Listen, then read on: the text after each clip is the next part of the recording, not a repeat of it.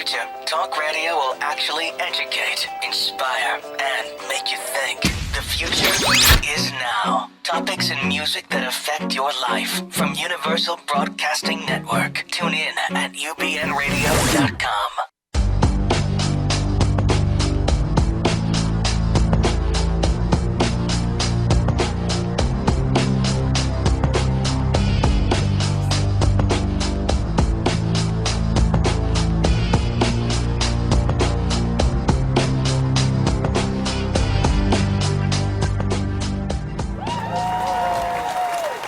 And welcome, everyone. You have tuned in once again to Dr. Judy, WTF, where I am your host extraordinaire, Walt Lusk, and we are broadcasting as usual on the Universal Broadcasting Network here in the heart of Hollywood at the Sunset Hour Studios. You can pull us on Stitcher as well as iTunes and an UBN station. And we have a very unique show today. This, of course, is Dr. Judy, WTF, which normally stands for What the Freud. But today it's going to be What the Film. Last month we shrunk a film, actually our second and a half. We did one over a year ago, kind of, and we didn't even know we were doing yet, kind of, sort of. Saving Mr. Banks, we did a whole show on Walt Disney, but last month it was 50 Shades of Grey. We were deliberate about it. We weren't deliberate enough. Yeah. Yes, absolutely we weren't. And today we're going to do a very interesting movie that's gotten a lot of controversy. It was actually rated 95 on the Rotten Tomatoes score as well as the audience score. So it's been incredibly well reviewed and it's very controversial. It's Whiplash. And we're also going to shrink a tune. And again, we're going to be very interesting and different today in that regard as well, and what tune we shrink.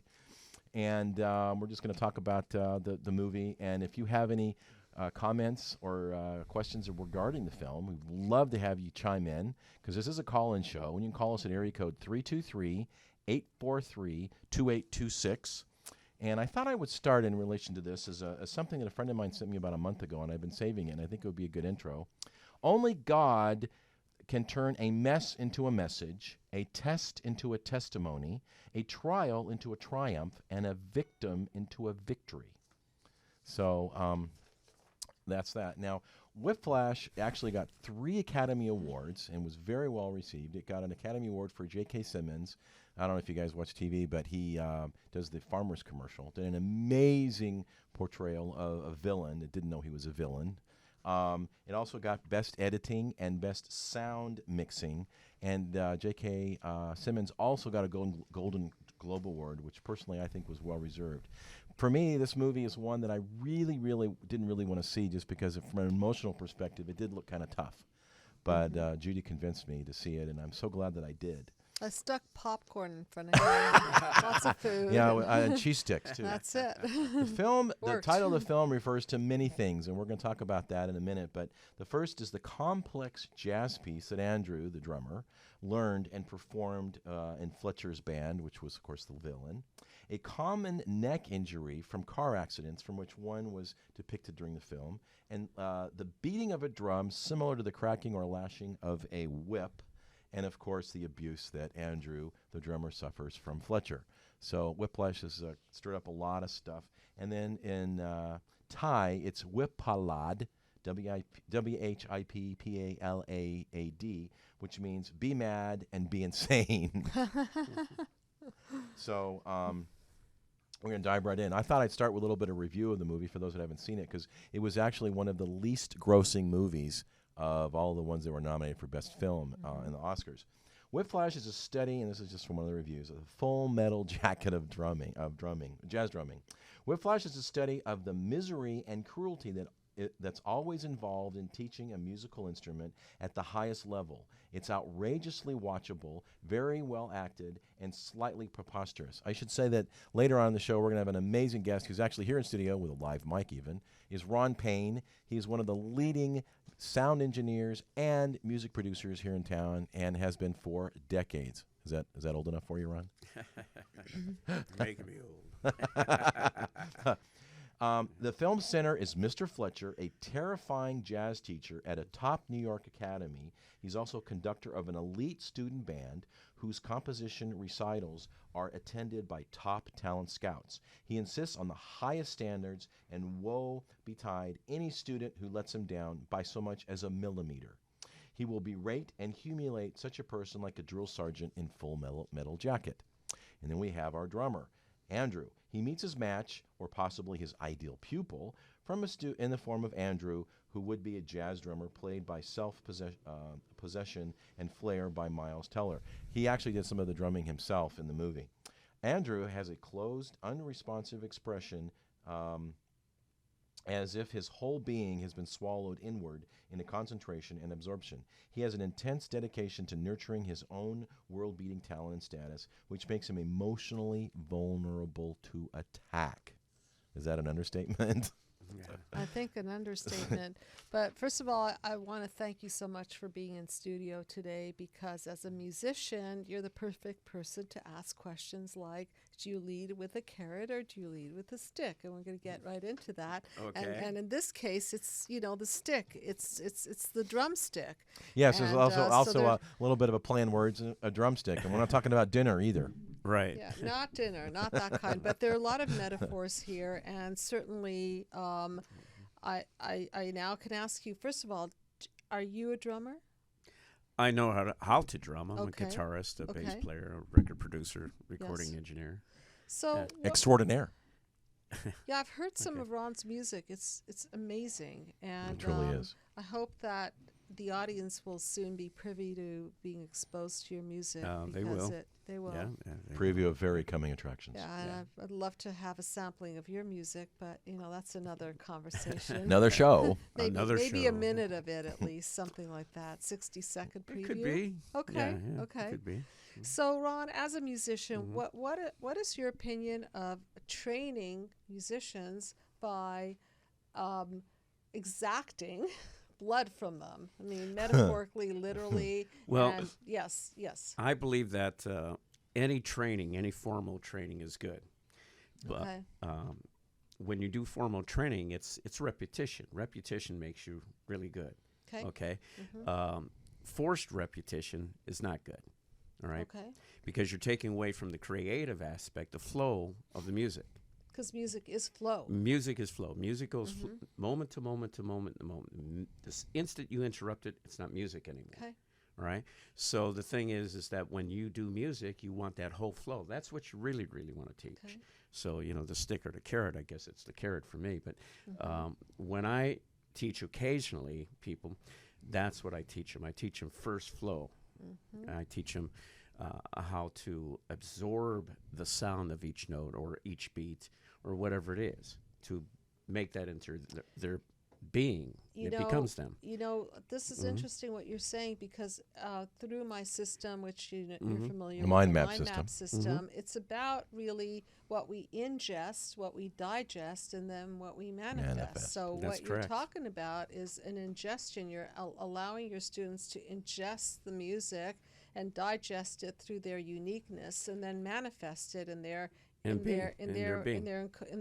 through the fiber of their being. Right. Right. So Mhm. if Fletcher, right, the teacher, Poor guy. is poor Fletcher. Well, I'm going to play a little devil's advocate. Right. Okay. And I'll 'Cause play the angels. Yes, I Okay. know you're sprouting as we speak. Okay, so as devil's advocate, I know that there's certain people that do really well with very rigorous rules. If you look at certain forms of art, we have people who are highly trained ballerinas, highly trained gymnasts, highly trained musicians. They correlate a lot of this to sports. I mean, like, for Okay. example, Kobe Bryant, who, of course, is a world-renowned basketball player, he does not, every single day, no matter what, he throws 300 free throws before each game. Again, that's repetition. It is repetition, but Right. it's something he wants to do, Okay. and to stay sharp and do it, but you're correct. You're quite correct. Right.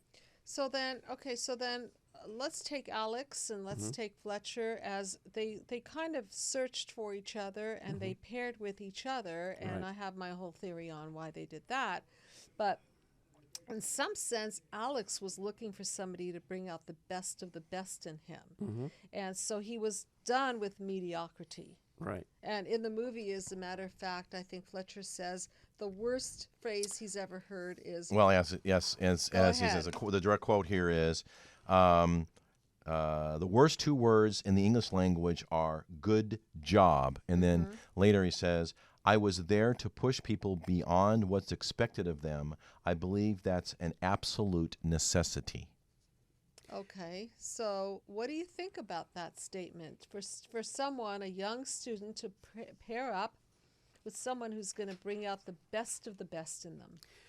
Well, I think that's true to the extent that you want to bring out the best. You want to reach to their core and find out what that is. Okay. Drumming is a physical element, unlike a guitar, right? It's not so physical. So when you Tell Pete Townsend that of the Who.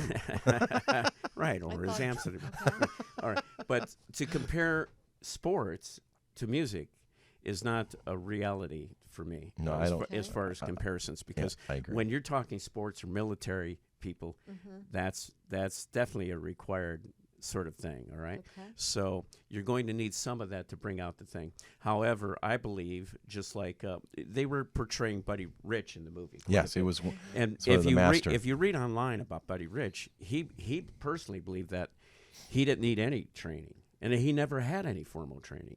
He was like that since he was born. Yeah, natural talent. He had natural talent. Yeah. And I personally believe that the greatest stars in the world, or the greatest musicians, have that ability for timing. And he didn't practice much either. They have built-in timing, whether you're Okay. playing violin, guitar, drumming, and it's a natural gift that not everybody has. So Okay. everybody wants to be a star. You know, you do karaoke, you do this, you do that. Everybody wants to be that in the world, okay? Because it's a great thing. It brings out your spirit. It brings out who you are. You're having fun. You're expressing yourself. You're expressing your being. You're expressing love. Sure. And that's what you should be expressing. Okay, we're in here in the world to socialize, right? Okay. So Yes, music brings that out. When you bring that out, so to speak, in an incorrect way, forcibly, you're not really, the being of another person picks up on that, Right. right? They're So going to pick up on that vibration. they're going to pick up on that vibration. Yes, In the movie, the Andrew was being completely taunted and haunted by this guy. Yes, he was. And, that vibrational force to it led to, he jumps on him, at the end of the thing. That was his reaction. But So I'm going to keep playing devil's Yeah. advocate because I really do want to examine both sides in Right, that's in good. as much of a transparent way as possible. However, Andrew kept searching this guy out, and he kept going back. So it's not like he said, "F off, I'm done with you, you abusive piece of you-know-what." Because he kept going wanted back. it. He wanted it. He wanted it bad from his heart and soul. Yeah, he did. He wanted to be a great drummer, Right.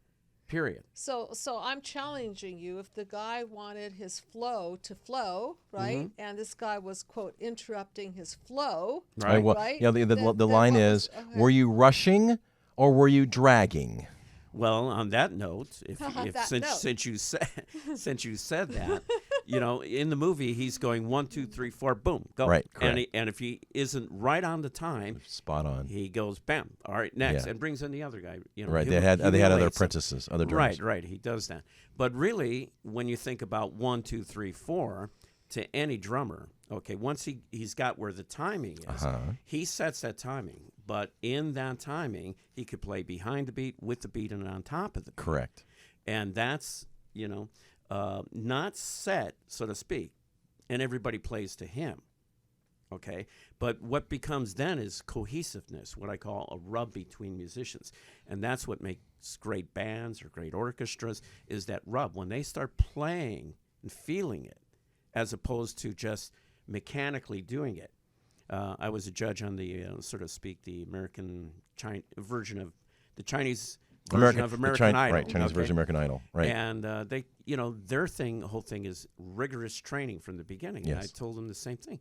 They want to know how you rock stars do it and how that. It's all from moment to moment to moment. You don't interrupt the moment. Or the okay? flow. Once you get the training down, once you get the technical end of it, you just want to play. Okay? The thing about when you get great musicians, violinists from the LA Philharmonic and everything, they don't even. What you've played with. Yeah, what you're playing. They don't know how to jam. So I got them in the studio. It's like, okay, we're going to do these 3 songs, right? And this one, you got all the music. You know how it goes now. I'm taking the sheet music away from you. They went, what? And basically, I said, you're going to play what you want to play. You interpret as opposed to read. Right. And you're going to do it all from feel. And they just jumped out of their seats, had a great time, and it came out incredible, the recording. All right. So that's my interpretation of it. Although drumming in the movie is a physical element. It's a very physical element as opposed to the other instruments. So you really have to get that physicalness down. And it certainly did get bloody. Yeah, in that case, it's more like the athlete, right? So, so what do you think brought Andrew to Fletcher in the sense of needing him to help him go over the top with his performance? Or in other words, if Fletcher would have kept saying, good job, do you think that Andrew would have done the same? No, I think he was right in terms of saying, correct this, do that.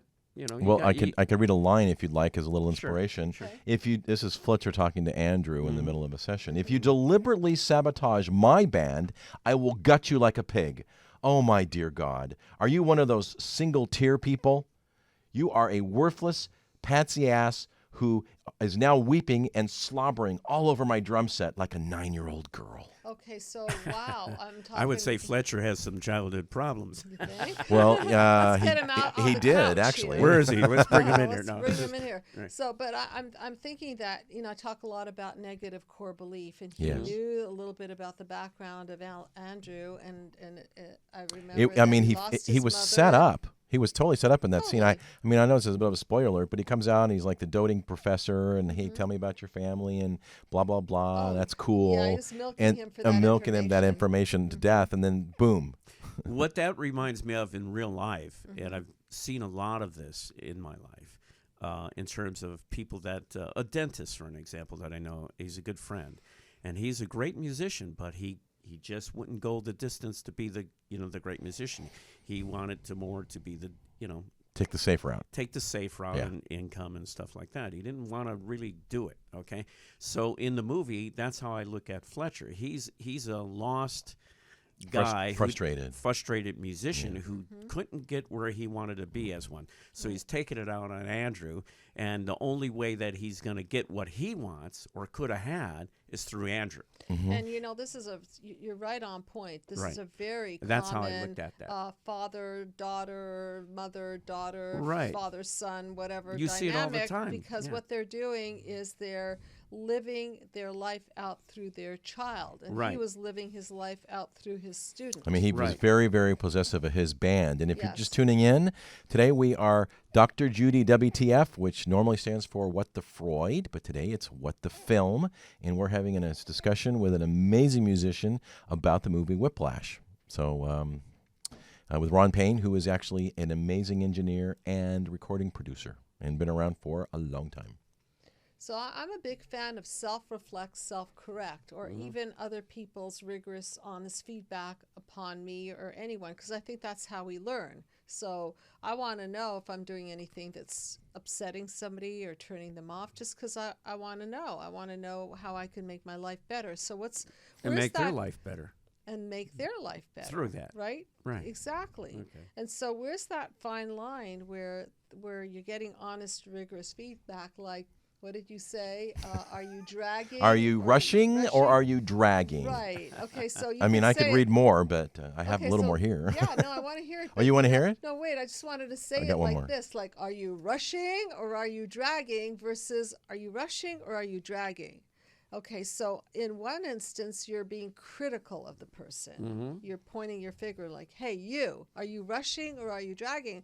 In the other way that I was trying to convey it, you're just simply asking it's more inquisitive to self-reflect and say, so what do you think? Are you rushing? Are you dragging? And then they can go, oh, okay, my head is clear, because I really find this to be so in therapy. When you hurt people's egos and you poke at them with the you word, or you're critical, harsh, judgmental, it really does mess up their thinking.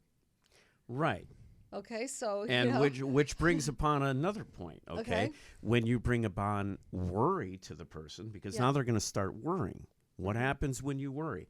Now, there's two ways to worrying. One is the intelligent way, which you find a solution. Okay, if I'm going to drive from point A to B, and I'm worrying I'm going to be late, I'll find another route. That's a solution. Yeah. But when you start fear in there and start, oh my God, what do I do? That becomes now the fear.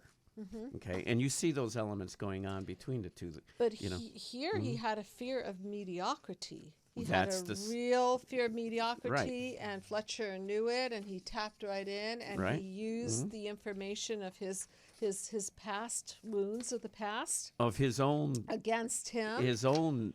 But they dovetailed very, very nicely because Fletcher probably had his own wounds of the past. Exactly. Because he didn't feel good enough. Okay, so his core belief was he wasn't good enough. So, he was going to get this guy involved in playing it out the good enough way. And then Andrew didn't feel good enough. So the two kind of dovetailed together and flew off into this world of a system that was very Whiplash. Right. And it's funny because now I have patients who I use the term whiplash with. Like, I don't want the whiplash system. I'm going to go on another system. And now we kind of, because of the movie, thank you very much, whoever created the title. Wasn't it? It's a real song, right, by Buddy? I'm not sure. Well, the director, I think, had a little bit to do with it. The movie was actually written and directed by a guy who is not even 30 years old. He's 29 years old, and it's his second movie, and of course, he's getting a lot of accolades. So he had a lot to do with it. Now, you talked about worry and whatnot. I read a comment to a review, and I thought this was very, very interesting. There are 4 basic sources of motivation. Each of us move in and out of more sources depending upon what it is we need the motivation to do, and the 4 sources are very interesting. One is the fear of punishment, which of course is the stick. The other is hope for reward, which is the carrot. Then there's duty and love. I'll take love. I think we all would. I'm going to take film for 40. Double scoop, please. There you go. So I thought this was an interesting comment and elaboration that, we're all talking about the carrot and the stick. And, okay, that's true. But, there's out of duty, right? We do stuff out of duty because we have to or we feel motivated to do that. Or, of course, love. It kind of reminds me of moral development. I forget which psychologist talks about the evolution of moral development and why children behave. Do they do it because they're afraid of punishment, of being caught? Are they doing it because they feel it's the right thing to do? Are they doing it because they feel that it's best for everyone involved? So there are different stages of development. I think they're testing out to see what they can get away with. I was just thinking about that because, for example, if somebody gets caught, are they sad that they got caught, or are they sad that what they were doing when they got caught? Right. Right. Wait, say that again. If somebody gets caught doing something, are they sad because they were caught doing what they were doing, or they were sad because they were doing it and got caught? Oh, well, the sad if you're doing it and got caught, what would that connote? I don't know. So, all right, next show. Moving on. Deep topics. Okay. But it is an interesting, and I presented this to my patients all week long. Of course, I've been thinking about Whiplash and analyzing the movie, and so the theme does come up: carrot stick. That's just a common theme. Very common. So I think that it's very common in business. The consensus is that some people think that it's not either or. That sometimes we need a little bit of that whip. A little bit of that to get us going. Oh, absolutely. I mean, you need the push. We need the push. You got to have the push. I mean, but the push from greats like Buddy Rich or what, they're pushing themselves. Yes, they because are. they really, it's in their core. They're born with it. They want to do it. Okay, so they're pushing themselves, right? I just had a thought about why. Why you look at John Lennon or somebody like that. I mean, those guys are pushing themselves. That's right. It's intrinsic. Yeah, and that could be that push could be from their life. His mother died. All these things could happen. But he's got some incredible push going on, pushing him, and he's got the talent to do it. You see, he does. So that's an example. Okay, so the idea that we're pushing or pulling, sometimes either one is the right way, but I think with or does the job or whatever the person is wanting for themselves. But in the case of Alex, I think what he was really hooking onto is a higher message. I think that Alex really caught on to this love, even though it came in a weird form of pushing and blood and this, Right. abusive form of teaching. I think that underneath it all, he must have felt that there was an absolute love and a passion. I think what it was I think is that he was sensing that. The movie, there's circumstances to the movie. It shows him in a school of music. Mm-hmm. Okay, he could have went somewhere else to play music, but he's in this school of music. Right. Well, he felt that school was the best one. Yeah, all right. He felt it was the best one. Okay, so he wants to be a winner, not a loser. That's in him. That's the push. Okay, I'm not going to lose. I'm not going to put up. I'll figure out the solution. Okay. You're making me worry. You're giving me anxiety, but I'm going to figure out the solution. Right. The solution is, and you could see it at the end of the movie, the way they portray it, he just gets out there and he starts playing music. He just starts the drumming and he's doing his own thing, okay? He's gonna be the music. He's going to be the music. And be the leader of sorts. And to be the leader. And I'm going to lead, I'm going to be song. the music, and you can go shove it up. Take it or leave it. Take it or leave Right. it. And he's coming up. You see Fletcher coming up, and he's got that look on his face like, hey, What in the what the hell world? are you doing? Like you're taking You're over challenging my me. show You're here. doing all this in front of this audience, okay? Right. But I got no choice to go with it. And he's so good now because he's free flowing, right? He's flowing. He's in the flow. He's relaxed, and he's made up his being and his soul and his focus and his mind Yeah. that I'm going to do this. Yes. Regardless of the circumstances. But And that's the yeah. kind of push that I'm talking about. And that was such a beautiful moment because he really became the cause, He became the cause. He became the did. solution to himself, regardless of the circumstances. So when we take in all that information that Fletcher's giving, or the drummer that's replacing him, and all the comments and all the things that go along with all these things, you're assimilating all that information. But the core is that I want to be the winner. I want to be that drummer. Right. And that's really what it takes to be the great athlete or the great drummer. But again, I personally believe that you got to have an sort of a gift born like that to be the ultimate great this or that. like Mozart. Mozart had a gift. Yeah, At age does 2, it? he Does was it? playing the Yeah, the does ear. everybody have that? Yeah. Does everybody a John Lennon or the Beatles or whatever? No. And you could try as hard as you can. You could take lessons and lessons, and it just doesn't come out like that. I had the privilege of speaking to a very, very top band drummer and asking him this question about the carrot and the stick, and his opinion was that that when you're a creative rock musician, you've got to be loose. And it was through the playfulness and the looseness and Absolutely. and being in his own element that he found his ultimate gift. But he did recognize that in some cases, like classical music, I won't even go into the sports arena, but just with classical music, you could see how being exacting might work for that venue. But even being exacting, Okay. because those techniques, I know these guys personally. Okay. And I talk with them about those techniques, and they tell me all who they studied with, how they got there. They all have these different techniques, Okay. right? But the key is that you got to be relaxed at those techniques once you get them down. And that separates this guy from that guy and this guy, who's going to play first, lead violin, second lead violin, because it's the way it's expressed. It's the expression of each note, or each phrase. It's the expression of all these things. And basically, that's why you have different studio musicians playing different kinds of music. Well, that guy's good at country, Yeah. but he's not really good at rock. He's not a rock drummer. He's a country drummer or a jazz drummer or so on. There are different fields for all these different kinds of drumming and or violin players or guitar players.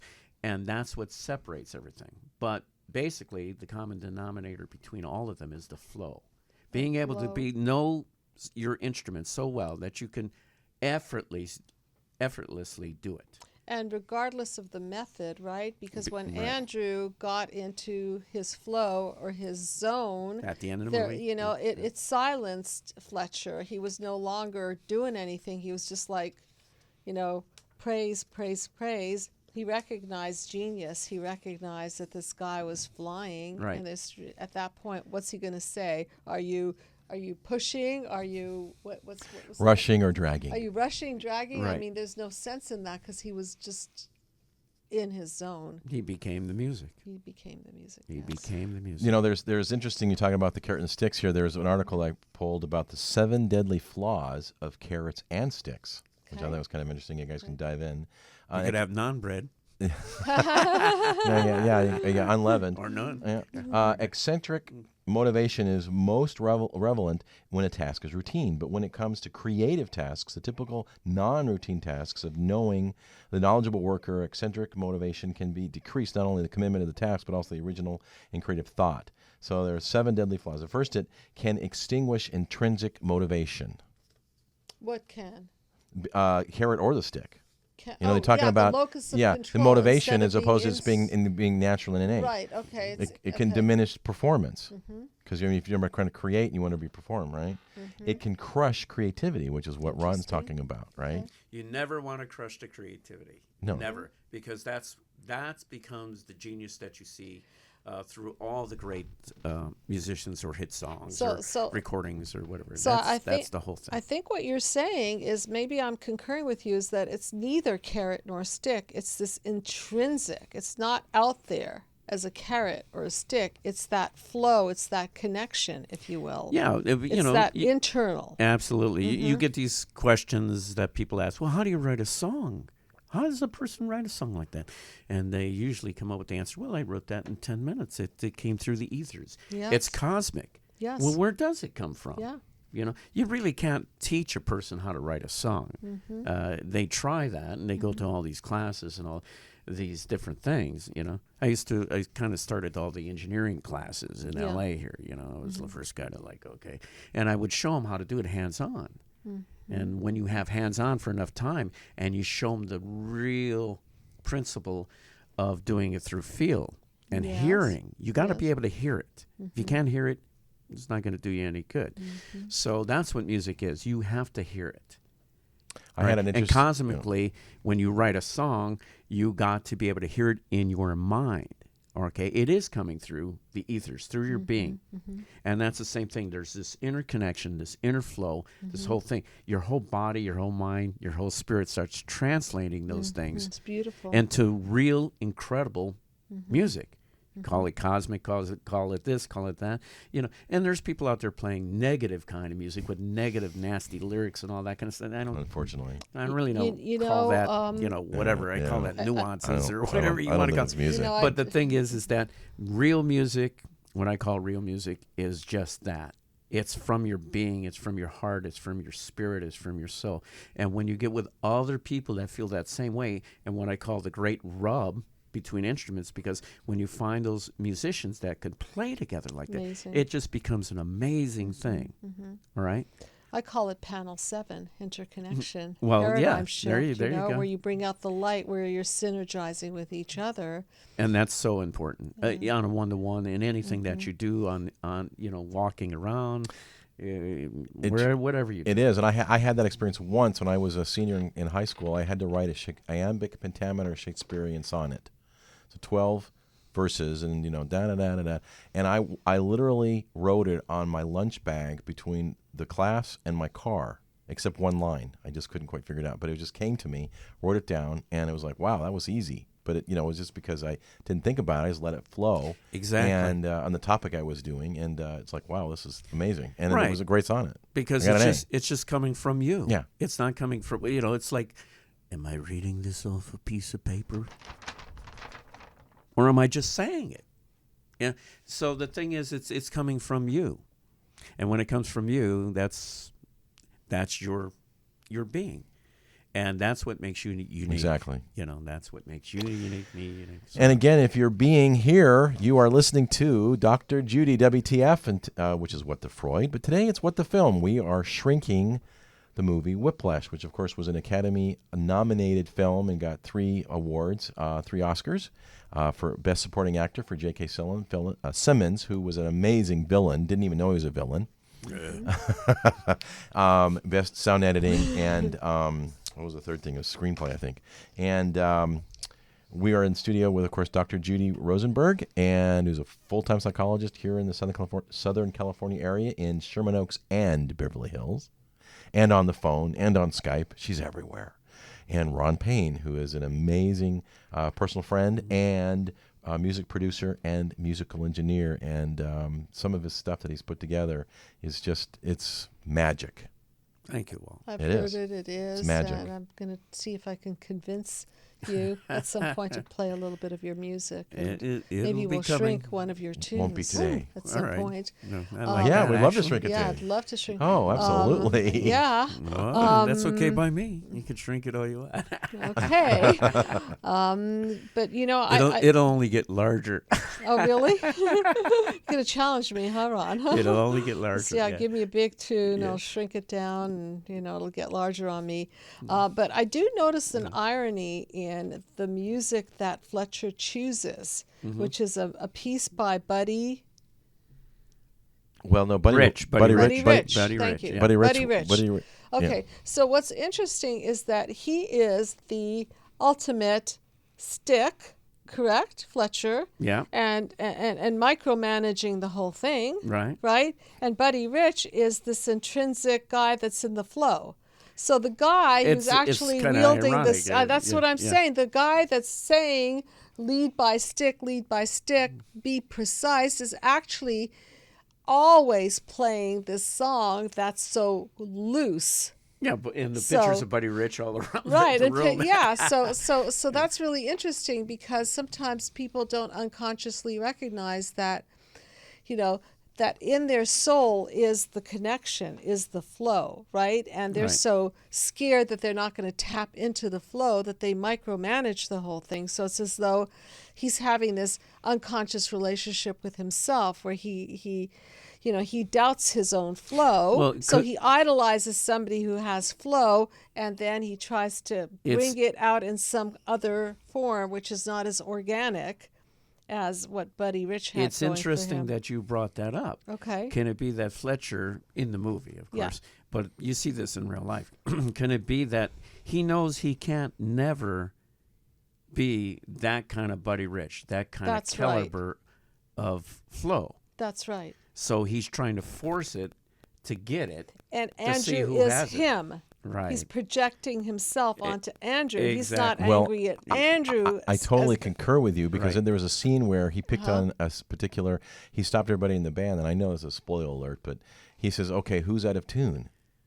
And he picked on a guy finally who said, are you out of tune? And the guy couldn't say yes, he couldn't say no, and he threw him out of his band because he didn't, he says, yeah, you're out of tune. And then he says, you know what? He wasn't out of tune, but the fact that he didn't know he wasn't out of tune means he's not worthy and is the caliber of what I want in my band. And then he went to some other cool-looking guy who was probably, Fletcher liked him. He says, no, you're the one that was out of tune, so fix it. Well, again, he struck fear in him, so that Yes. the natural thing to do was, I don't know. Yes. I mean, You he was like a deer in headlights. Right, exactly. But yet You know, he it's didn't like- fire the guy who doesn't really know. was out of tune. Correct. Right? No, he didn't. And why do you think that Right. was so? Probably because he could go in the flow better and might have been a better musician, Might have been. Okay. tuned or not. Or maybe he was just using the example to kind of throw this other guy under the bus so that there would be more fear instilled. Right, See, so He might have been making a point. He's yeah. just saying if you don't know if you're flat or you're sharp, you don't right? belong. you're not paying attention. Well, forget Okay. about it. Period. Okay. You're just not paying Forget about attention it. to Point what well you're doing. taken. You're Yeah. not paying attention to what you're doing. Right. And I want you to pay attention. And you're going to pay attention to me or blah, blah, blah, blah. Or you're out of here. And So he's playing the authority. Right? it would definitely. And getting back real quick to the 7 deadly flaws of carrots and sticks, I'm going to finish this one. Number 4 is they can crowd out good behavior. right? I mean, this guy was being good, but he thought it was bad, and he kicked him out. They can encourage cheating, shortcuts, and unethical behavior, so bad behavior. They can become addictive, and lastly, they can foster short-term thinking. Short-term thinking. That's a good one. That makes sense, because you're always looking outside of yourself to get that feedback and the mirroring from the other person. Right. So you're more outward focused than really taking a look at the long range, what you want for yourself. Right. Yeah. It's good for codependence, though. Like, And then that alludes to a show Sacred we just mirror. had 2 shows on 2 shows on codependency. Right. You guys can check Okay. out. Right. Sacred Mirror, is that a band or something? Ron? No. Let's not get into that one.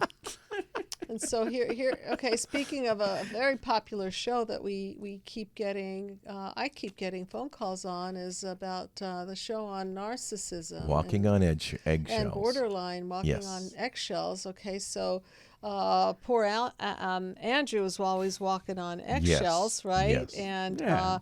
and Fletcher was. It seems like both of them were narcissistically wounded, but they were handling it differently. Fletcher was identifying with the aggressor, right? Right. Because he was wielding the power, and then Andrew was kind of the victim, Right. hoping that through victimhood he would get greatness on Right. some level. Right. Right, so it'd be nice to have both of them on the couch, even though they are fictitious Well, characters. It still would. It would fun. be interesting in real life if that was a real life movie, and to see the opposite of Fletcher, a guy to come in and get that person to do what you want them to do through a whole nother way of doing it, and really bring out a more incredible creativity and talent above and beyond what's in the movie. But you don't see any of that. No, You see- what Walt is saying through the articles is that both kill creativity. Whether you're going good job, or you're going to burn in hell if you don't, and I'll smack you on the head. Both of them, on some level, kill off the intrinsic, the flow, Well, the natural inner connection yeah. to spirit, to source, to creativity.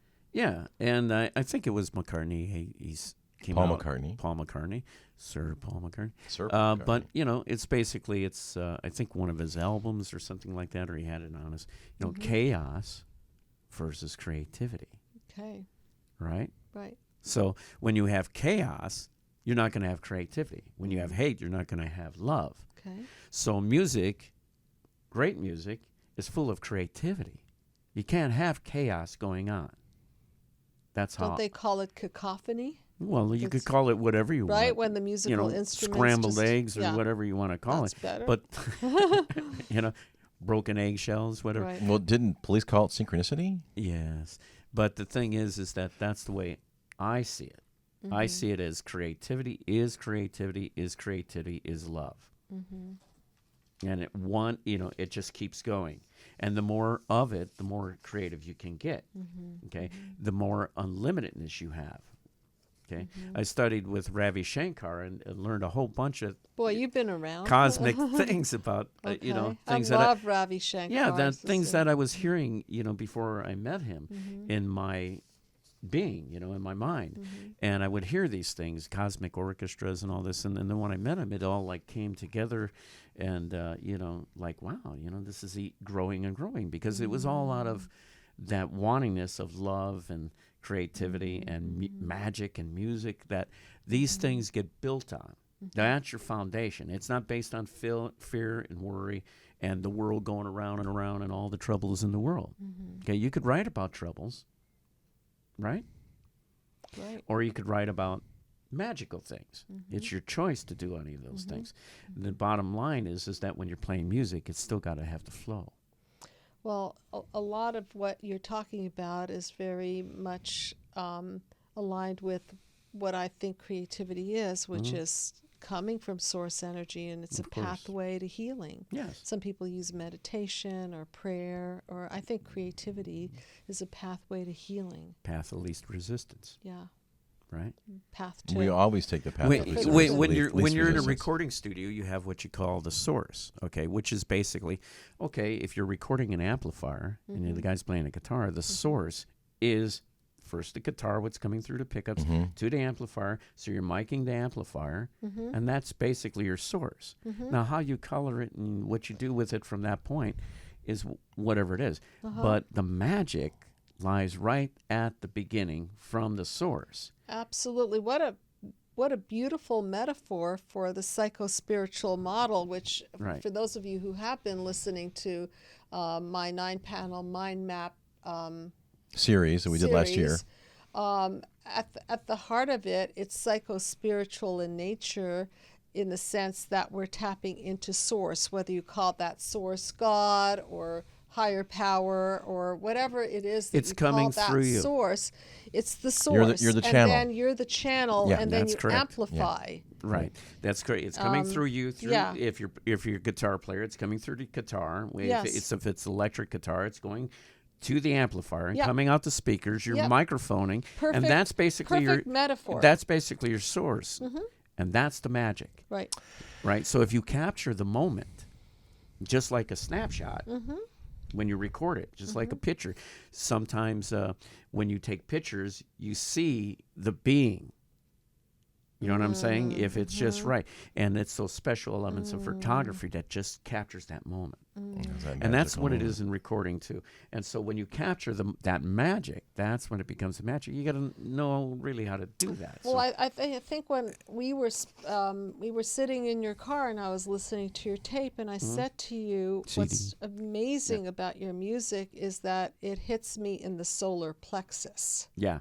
And the chakras and your and the solar chakras, plexus, and you're there's right a off. difference between music that just kind of, I call it kind of like cotton candy music, Right. popcorn music. It's fun, it's nice, but it doesn't really Hit you. hit me Yeah. in that place. Right. And so there's something about certain vibrations, right? Absolutely. That- yeah. It's the frequencies that are in between the tones that you hear and the frequencies that you adjust or anything. But it's knowing how to create that Yeah. so that you're getting all those magical elements that hit all the chakras and hit all those areas, okay?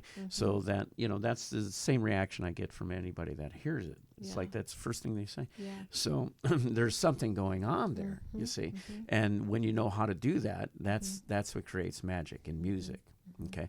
And I think some of the greats that were like George Martin and Stan Ross from Gold Star Studios. Producers. Producers, and they were great at, they knew, they had the great ears. They okay? recognize that. They recognize how, what that is.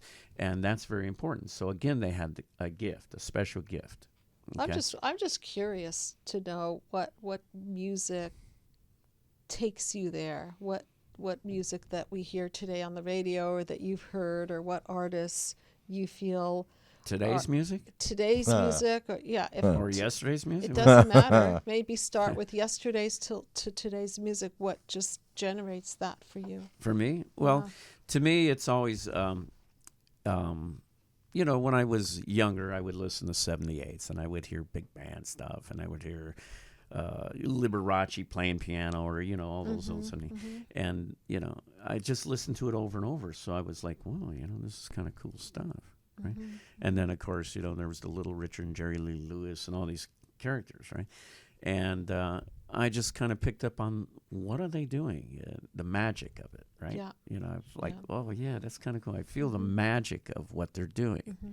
And so at a very young age, 3 years old, I'd be able to imitate what they were doing, like pretend, Yeah. because I would hear it. Yeah. I would understand it. And I kept on doing that, and that was my love for music. So when the Beatles came out, that was like, wow, who are these characters? They'd like, wow, these guys got that sound. Yeah, they're doing it to They me. they got the sound. There's some kind of real magic going on here, and I want to understand it more. That's what it was for me. It's like, wow, they got that sound. And it's all about the sound. When you take, in the 40s, you listen to the sound, it's the big band area. Glenn Miller and the sound. When you listen to Bill Haley and the Comets, the 50s, the rock and roll came out. It's the sound. They were a very cohesive band. So they created a sound, and then when you had Little Richard and Elvis and all the Ricky Nelson and all these guys, it had a certain kind of sound. And the Beatles came out; it had this incredible sound. Like, what is? It's so different. It's so there's this magic to it that's capturing everybody. What is it? Right? And of course, it just goes on from there. When disco came out, it had a sound, and the punk rock and the heavy metal and the alternative. But the thing is, it was all about sound. And along those lines, since we are out of time, we're going to do the sound of Whiplash. Yeah, here we go. Now, what we're going to do, which we normally shrink a tune, is we're going to actually play the Whiplash song that actually was kind of the foundation of the movie from a musical perspective. And I'm just going to close out with it, Dr. Judy, but we normally interpret a song and it has lyrics, and this one's strictly instrumental. Are there any things that you want to comment on the song? Yeah, that as you listen to it, think about this interesting, ironic feature of the movie, which is that he is playing over and over again a man who is tapped in and led by his intuition and his beautiful inner world of timing, and yet he himself, Fletcher himself, the main character, is doing quite the opposite of what his idol is doing, which I think is really, really interesting. And also listen for the, what did you call it, the dragging, rushing or dragging. Listen to the rushing and dragging, and as you, if you haven't seen the movie, of course it's hard to do this, but think about we encourage you to go see it. It's well worth seeing. In the movie, and just as you listen to it, let it play on you and just wash over you, and just see what it feels like. And so I just want to end with that, is that instead of me interpreting something, which is really shoving something into your brain, which is what I do a lot of, just let it happen and just see what that, what your intuition and to that says. note, Thank you. Thanks so much for listening. You've been listening to Dr. Judy WTF, which normally is What the Freud, but today it's What the Film, because we just shrunk Whiplash, and we'll have another exciting installment next week. I am Walt Lusk, your host, and we've had in studio an amazingly special musical guest, Ron Pane. Thank you, Walt. And you can pull us on Stitcher, Thank you very much for being here. iTunes, Judy. and it's been a thrill. So you know what, Ron? We'll have to have you back. All right. We'll have to have an excuse to have you back. All right. So with that, we're just going to close out with Whiplash, and this, of course, has Whiplash. been... I keep saying it. Whiplash. It's going to end in a flash. Whiplash. So God bless everyone. Thanks for tuning in.